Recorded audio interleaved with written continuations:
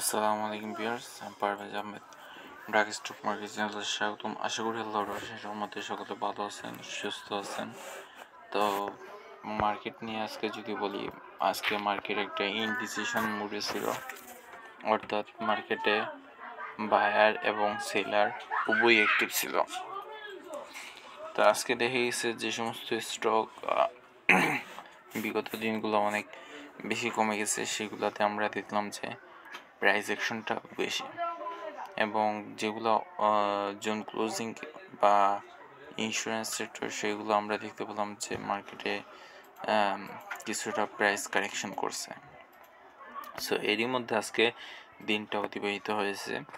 যদি আমরা একটু বড় করে দেখার চেষ্টা করি, ডে চার্টে আমরা যদি দেখার চেষ্টা করি, তাহলে দেখতে পারবো যে আজকে একটা ইনডেসিশন ক্যান্ডেল তৈরি হয়েছে, এবং গত দিন আমরা দেখতে পাচ্ছি যে মার্কেট শুরুতে আপ থাকলেও মার্কেট শেষের দিকে আমরা ভালো একটা সেল প্রেশার লক্ষ্য করতে পেরেছি।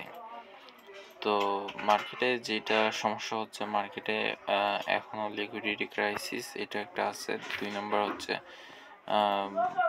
কন্ট্রোলে আনা যাচ্ছে না, কোনো কিছুই কন্ট্রোলে বাইরে। সো সব কিছু অস্থিরতার জন্য মার্কেটে বিদেশি বিনিয়োগ বা অন্যান্য বিনিয়োগ, বড় আকারের কোনো বিনিয়োগ আসতেছে না। যদি আইসিপির এই ইন্ডেক্সটা আসে, তাহলে হয়তোবা কিছু দিন বা 2-1 মাসের জন্য আমরা মার্কেটে কিছুটা লেনদেনের গতি বৃদ্ধি পেতে দেখতে পারি। বাট ওভারঅল ইকোনমিক যদি পারফরমেন্স যদি না করে, তাহলে কিন্তু এটা ব্যর্থ হওয়ার সম্ভাবনা বেশি। সো যাই হোক, এটা আমার নিজস্ব ব্যক্তিগত মতামত। তো আমাদের পূর্বে ধারণা ছিল যে মার্কেট এই জায়গায় 2টা ডাবল টপ করছে। ডাবল টপ করার মানে হচ্ছে যে মার্কেট নিচের দিকে যাওয়ার সম্ভাবনা আছে। তারপর আমরা ধরে নিলাম যে এটা মার্কেট উপরের দিকে যাওয়ার সম্ভাবনা আছে। তখন আমি দেখেছিলাম যদি মার্কেট এখান থেকে উপরে উঠে, তাহলে এতটুকু পর্যন্ত ওঠার সম্ভাবনা আছে।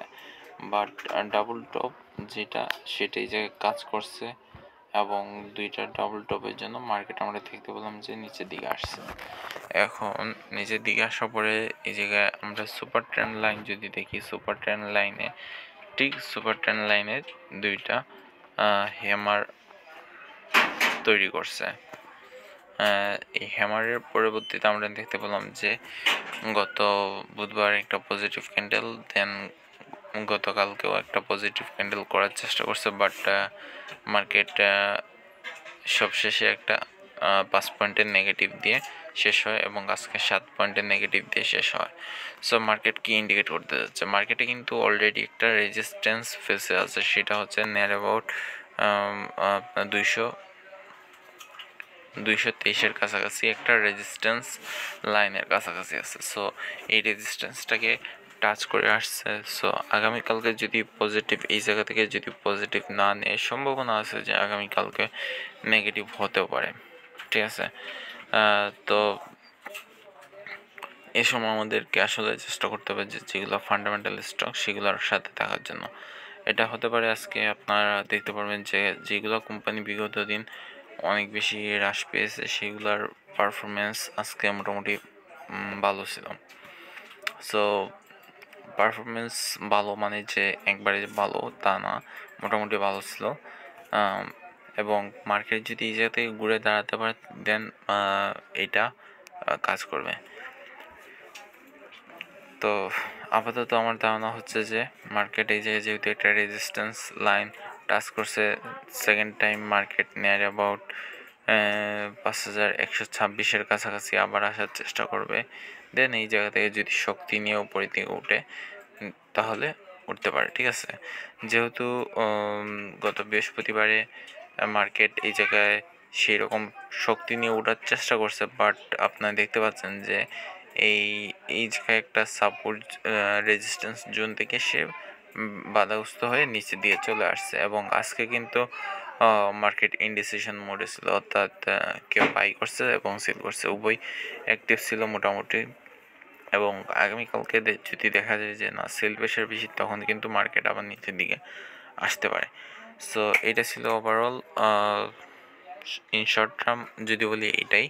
আর যদি একটু মিড টার্ম দেখার চেষ্টা করি, তাহলে মিড টার্মে যদি দেখার চেষ্টা করি, দেখেন 5ই আগস্টের পরে মার্কেটে একটা হিউজ একটা র্যালি হয় এবং আমরা এই জায়গায় অনেকে ইনভলভ হয়ে যাই এবং এই জায়গায় যারা এন্ট্রি নেয় তারা কিন্তু একটা এই এই এই হাইটা টাচ করা সম্ভব হয় নাই মার্কেটের জন্য, অর্থাৎ 6,000 পয়েন্টটাকে পরবর্তীতে মার্কেট কোনো সময় টাচ করে নাই।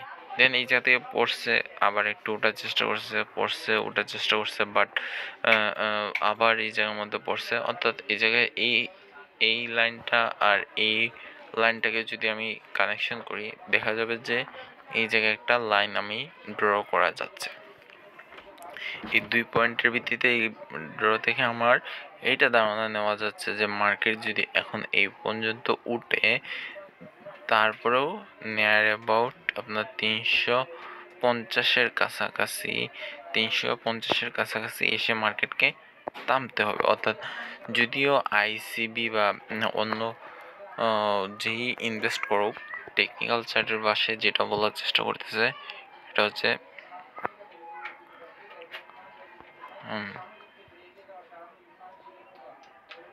টেকনিক্যাল চার্টের ভাষায় যেটা আমরা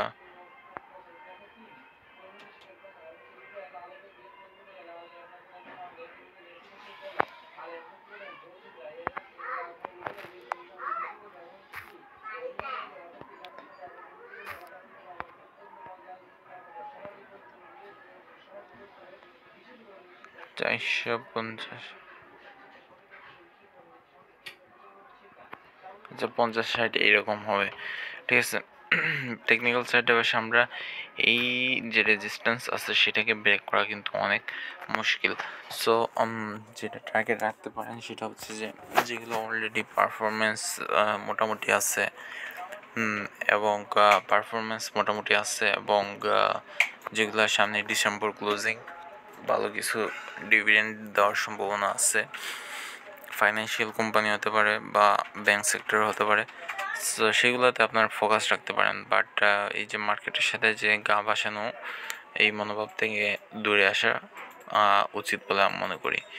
যেমন আজকে দেখতে পারবেন যে অনেকগুলো কোম্পানি পারফরমেন্স মোটামুটি ভালো করছে এবং ইন দ্য লং রান তারা কী করবে সেটা আসলে বোঝা যাচ্ছে না, যেহেতু মার্কেটে ক্যাশ ফ্লো কম, সেই হিসাবে রক্ষণশীল নীতি অনুসরণ করে সবচেয়ে বুদ্ধিমানের কাজ হবে।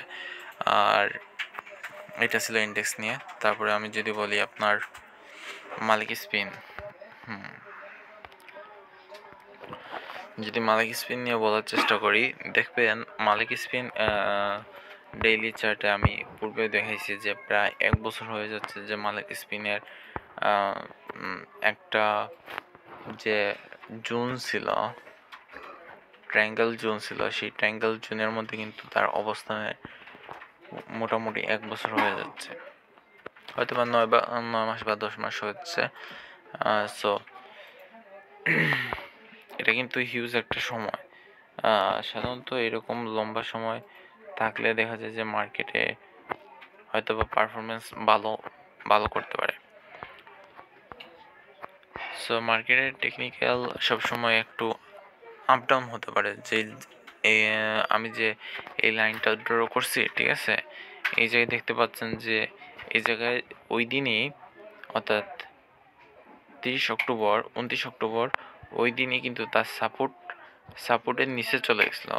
সে নিচে যাওয়ার পরে আবার টাচ করে উপরের দিকে উঠে দেন মার্কেট কিন্তু আবার তার উপরের দিকে রেজিস্ট্যান্সে হিট করে এবং আবার আপনারা দেখবেন যে 25 নভেম্বর বা 24 নভেম্বর হিউজ পরিমাণ, অর্থাৎ মার্কেটে প্রায় 5 পয়েন্ট কমে যায়। 5 পয়েন্ট কমে যাওয়ার পরেও এই জায়গায় কিন্তু 24.50-এর কাছাকাছি কিন্তু সে একটা সাপোর্ট নিয়ে নিছে এবং আগামীতে যদি সে ভালো পারফরমেন্স করে নেয়ার অ্যাবাউট 26.50, আজকে কত ছিল, আজকে তার হাইয়েস্ট ছিল 26.40।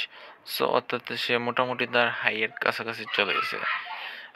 তার যে মুভিং এরিয়াটা ডে বাই ডে এইটা হ্রাস পাচ্ছে এবং আমার ধারণা হচ্ছে যে হ্রাস পাওয়াটা এইদিকে বেটার, এবং এটি অনেক টাইম কনজিউমিং করে ফেলছে।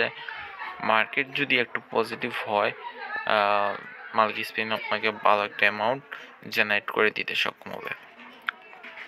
যেহেতু মালিক স্পিনের এই মুহূর্তে 12 উইক ল যদি বলি, 12 উইক ল হচ্ছে আপনার নিয়ার অ্যাবাউট 24-20। যদি এই জায়গায় রেজিস্ট্যান্স ফিল করে দেন আবার 24-20-এ আসবে। সো এই জায়গায় আরেকটা এন্ট্রি পয়েন্ট কিন্তু রেডি হয়ে যাবে। দেন এই জায়গা থেকে আপনি নিয়ার অ্যাবাউট 24-এ কিনে 26-এ আবার সেল করে দিতে পারেন। অথবা যদি লাক ভালো হয় তাহলে কিন্তু এটা আমি যেরকম দেখাইছি যে ফার্স্ট টার্গেট তার 30 টাকা, সেটা হিট করবে। দেন সে কিন্তু আস্তে আস্তে সে 40-42 পর্যন্ত যাওয়ার সম্ভাবনা আছে। সো এই ছিল। আর তাছাড়া আপনাদের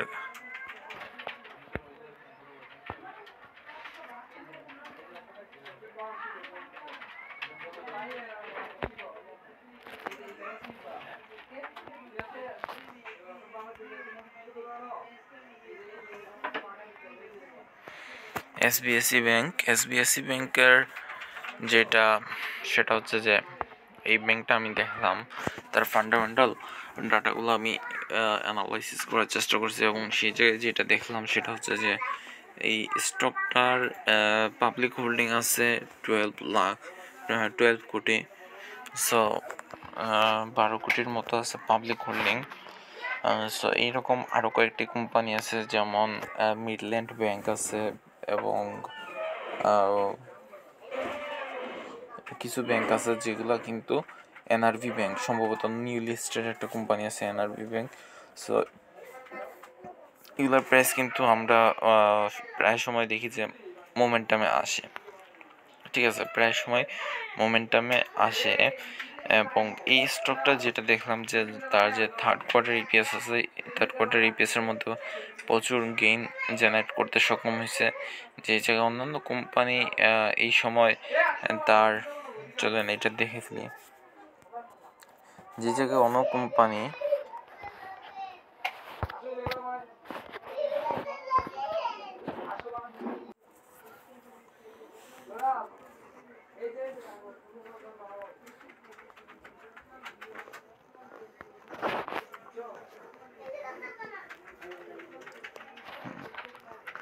সে গতবারের চেয়ে 30 পয়সা এবার বেশি জেনারেট করতে পারছে। আর যদি তার ফার্স্ট কোয়ার্টার বলি, ফার্স্ট কোয়ার্টারেও সে মোটামুটি পজিটিভ করছে, সেকেন্ড কোয়ার্টারে তার এক পয়সা মাত্র কম হয়েছে। সো ইন ওভারঅল যদি আমরা এই পজিটিভ ট্রেন্ডটা যদি সে ধরে রাখতে পারে, in the end of this ইয়ার, এই বছর শেষে সে প্রতি শেয়ারে 1 টাকা 27 পয়সা জেনারেট করতে পারবে, যে জায়গায় তার মোট শেয়ার হচ্ছে 82 কোটি। অর্থাৎ 82 কোটি গুণ 1 টাকা 27 গুণ করলে মোটামুটি আশা করা যায় যে এই বছর সে 100 কোটি টাকার মতো প্রফিট জেনারেট করতে পারবে। সো 2 নম্বর বিষয় যেটা হচ্ছে সেটা হচ্ছে যে এখন অধিকাংশ শেয়ার ডাইরেক্টরদের হাতে হোল্ডিং। সো ডাইরেক্টররা চেষ্টা করবে যে তাদের ইনস্টিটিউটকে বেটার পজিশনে নেওয়ার জন্য। ইনস্টিটিউট হোল্ডিং গত মাসে বৃদ্ধি পেয়েছে, আশা করা যায় এই মাসেও ইনস্টিটিউট হোল্ডিং কিছুটা বৃদ্ধি পাবে। আর 2 নম্বর হচ্ছে তাদের 3 নম্বর বিষয় হচ্ছে তাদের ডিভিডেন্ড জেনারেটটাও তাদের বৃদ্ধি পাবে। যদি ডিভিডেন্ড জেনারেট বৃদ্ধি পায় তাহলে ডিভিডেন্ড ইল্ড বৃদ্ধি পাবে। ঠিক আছে। আর সর্বশেষ এবং প্রথম যে ইম্পর্ট্যান্ট জিনিসটা বললাম সেটা হচ্ছে তাদের পাবলিক হোল্ডিং সবচেয়ে কম, অনলি 15%।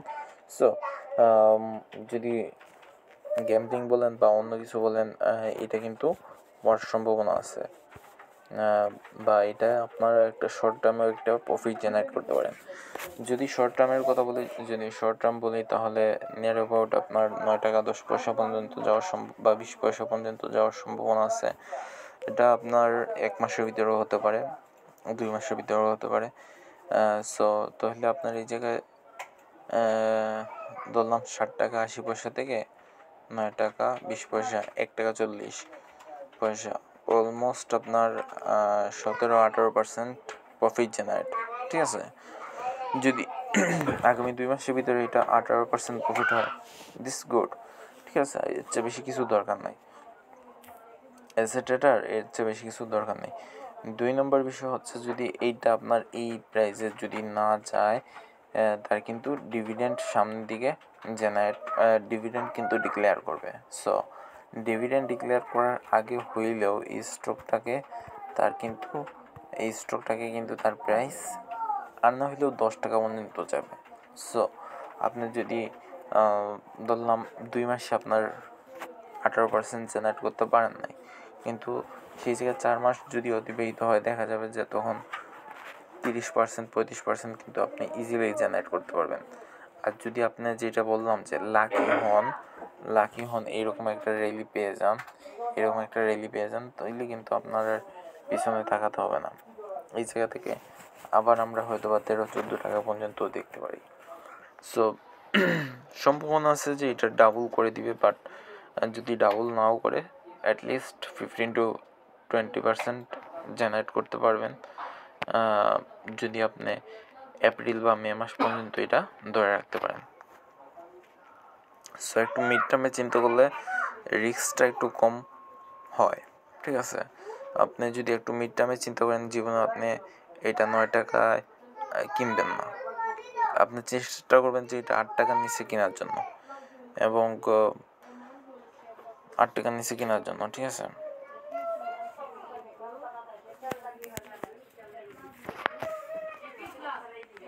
এখন চলেন একটা টেকনিক্যাল চেষ্টা করি এটার।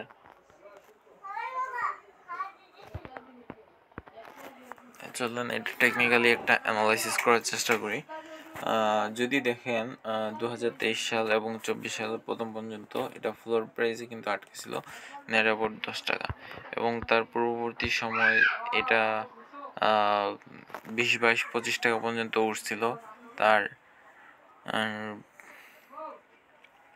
Newly listed company, so new listed কোম্পানির মধ্যে একটা সমস্যা আছে, বাট যদি সেই সমস্যাটা উঠাই ফেলে, বা আমরা জানি যে ব্যাংক সেক্টর অনেক অনিয়ম দুর্নীতি সেগুলো কিন্তু আছে, বাট অনেকগুলো কোম্পানি ভালো পারফরমেন্স করতেছে, যেমন BRAC bank, city bank, Pubali, এরা কিন্তু ভালো পারফরমেন্স করতেছে। সেই সাথে এসবিএসির ব্যাংকের সম্পর্কে আমরা কিন্তু তেমন একটা নেগেটিভ নিউজ নাই, বরং তারা নিউজ এটা করছে যে তাদের লাস্ট থার্ড কোয়ার্টারে নিউজ করছে তারা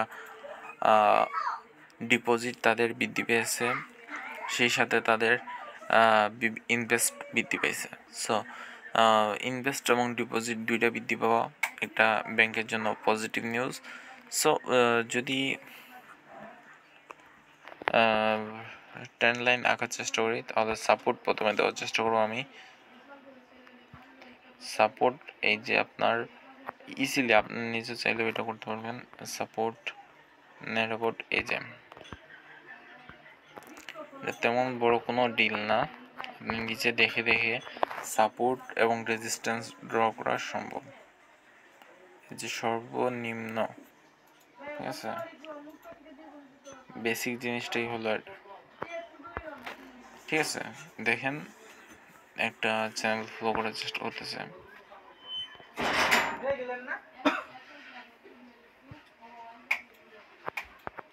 যাবেন না আপনি, জান না মানুষ দুইজন। তো এটার যদি আমরা সাপোর্ট দেখার চেষ্টা করি, সাপোর্টটা কিন্তু এই জায়গায় একটা সাপোর্ট আমরা অলরেডি পেয়ে যাচ্ছি। 60 টাকা 60 পয়সার দিকে এখন সাপোর্টটা আছে, এবং তার রেজিস্ট্যান্স যদি বলি, তাহলে রেজিস্ট্যান্স দুইটা সিস্টেমে টেকনিক্যাল রেজিস্ট্যান্স আছে। একটা হচ্ছে তার নিয়ার অ্যাবাউট যেটা ডাউন ট্রেন্ড রেজিস্ট্যান্স, সেটা হচ্ছে তার 8 টাকা 10 পয়সার কাছাকাছি, হয়তো বা সে একটা রেজিস্ট্যান্স বা 20 পয়সার কাছাকাছি রেজিস্ট্যান্স ফিল করতে পারে।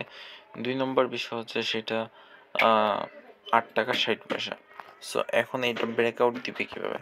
যদি এটা ব্রেকআউট দেওয়ার চেষ্টা করে, তাহলে হয়তোবা এই জায়গা থেকে সাপোর্ট নিছে, সে উঠার চেষ্টা করছে, উঠতে পারে নাই, দেন আবার নিচের দিকে গেছে, হয়তোবা এই জায়গায় সে ব্রেক করলো, ঠিক আছে। ব্রেক করার পরে এই যে সাপোর্ট রেজিস্ট্যান্স, এই জায়গায় কিন্তু সে আবার রিটেস্ট হবে, হওয়ার পরে এই জায়গায়